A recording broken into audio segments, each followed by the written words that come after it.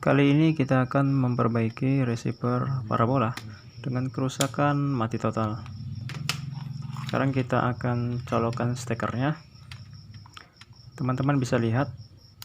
Nah, tampilan di depan untuk indikator receivernya tidak menyala. Untuk itu, apakah penyebab dari kerusakan mati total seperti ini? Ikuti terus videonya sampai selesai. Oke?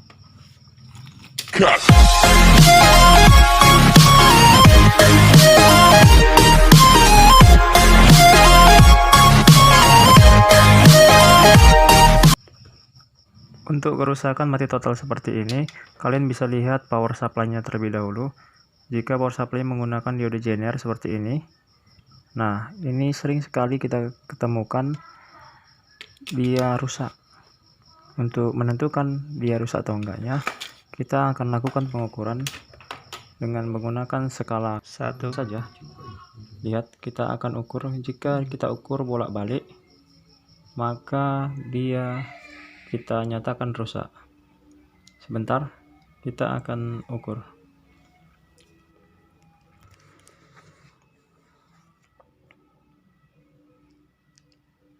Lihat.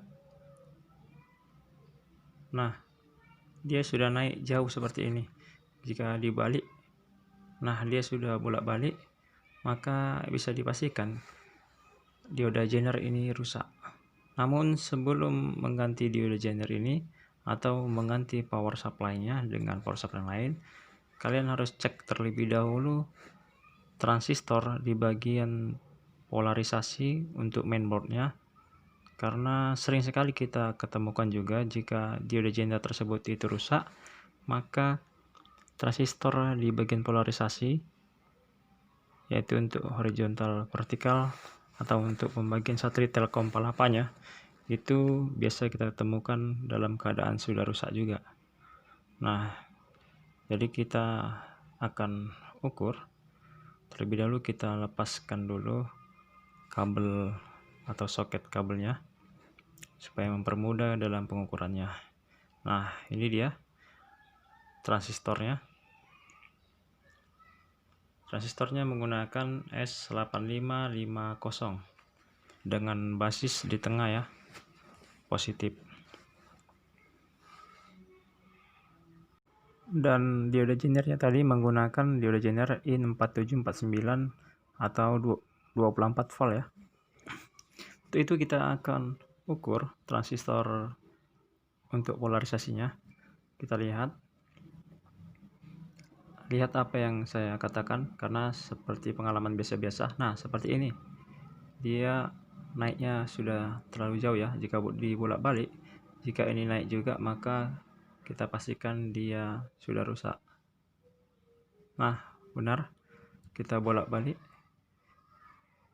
Dia sudah menunjukkan bolak-balik ya, jarum tester. Ini kita pastikan transistornya sudah rusak.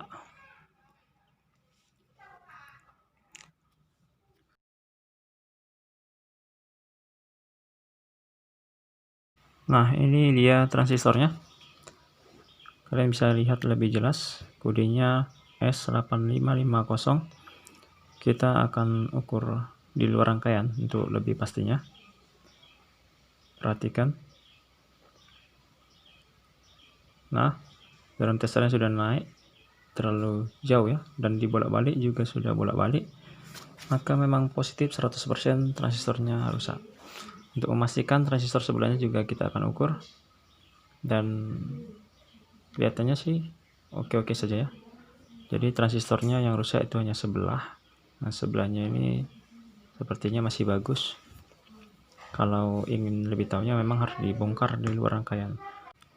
Dan oh ya, karena diode Zener ini kita nggak punya, jadi inisiatif kita akan ganti dengan power supply komplit seperti ini. Kalian bisa cari atau beli di toko terdekat. Harganya tidak terlalu mahal kalau di sini. Kalau ini modelnya untuk MP4 bisa, MP2 bisa. Sekitaran 35.000. Kalian tinggal cocokkan saja nilai atau voltasi yang tertera pada pin output dari power supply-nya. Sesuaikan dengan pin output dari power supply bawaan dari receiver ini. Sebentar kita akan buka. Jadi kami ingatkan kembali, jika power supply-nya menggunakan dioda Zener IN 4749, itu sangat sering sekali kita temukan rusak. Jadi buat teman-teman, jika mendapatkan power supply seperti ini, jangan lupa cek dioda Zener tersebut ya. Kalau dioda Zenernya bagus, maka silakan cek komponen di power supply yang lainnya. Tapi pastikan dulu memang output dari power supply ini tidak keluar normal ya, atau nol atau drop. Baru bisa kita pastikan memang power supply sebagai penyebabnya. Maka dari itu harus diukur tegangannya, cabut dari soket mainboardnya, dan pastikan di bagian blok power supply primer atau sekunder yang bermasalah. Nah, seperti itu. Untuk itu kita akan sesuaikan dulu tegangan outputnya. Kita baca terlebih dahulu. Ini menggunakan tegangan 20, 15, dan 3,3.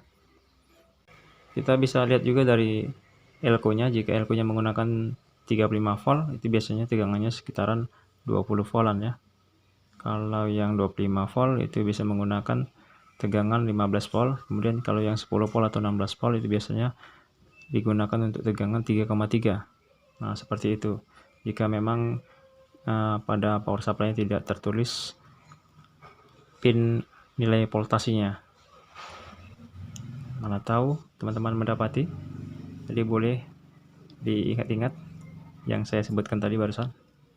Namun jika tertera tulisan pin nilai voltasinya, ya tinggal cocokkan saja ya.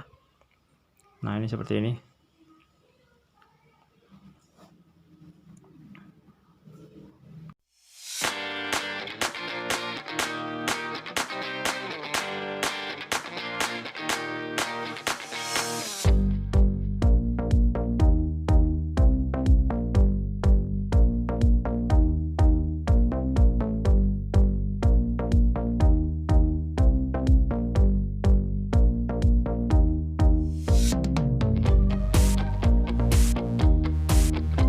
Nah, sekarang sudah selesai.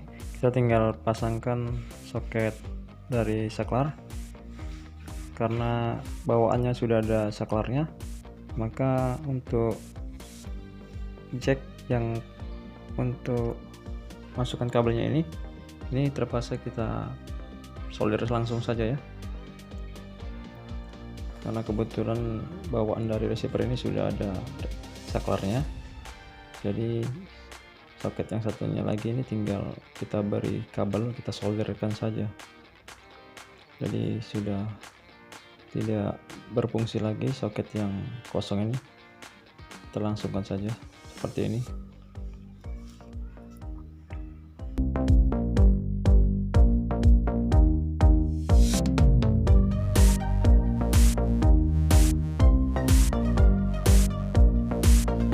Nah, jadi sudah selesai. Untuk bagian powernya tinggal kita pasang transistor bagian polarisasinya ini ya, S8550. Ini kita punya yang baru. Kita akan bandingkan dengan pengukuran tadi yang bawaan dari receivernya ini dengan punya kita yang baru ini. Untuk yang masih bagusnya kalian bisa lihat, jarum testernya tidak naik sampai mentok ya. Kemudian jika dibolak-balik, maka jarum tester tidak ikut bolak-balik. Hanya 2 kali naik ya. Pengukuran 6 kali, hanya 2 kali naik jarum testernya. Kita akan pasang dan akan kita lihat apakah receiver ini bisa menyala dengan normal.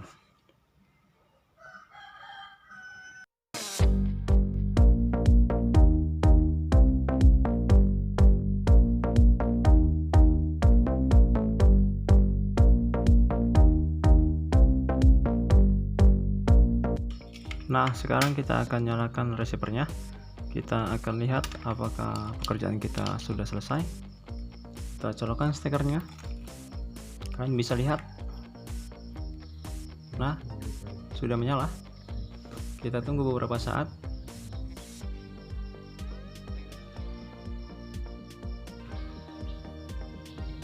Oke, sudah menyala semua.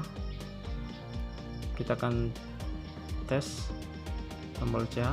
Oke, bisa pindah-pindah, artinya pekerjaan kita sudah selesai. Jadi terima kasih buat teman-teman semua yang sudah menonton tutorial ini. Semoga saja bermanfaat buat semuanya. Lebih dan kurangnya saya mohon maaf. Sampai jumpa lagi di tutorial saya selanjutnya.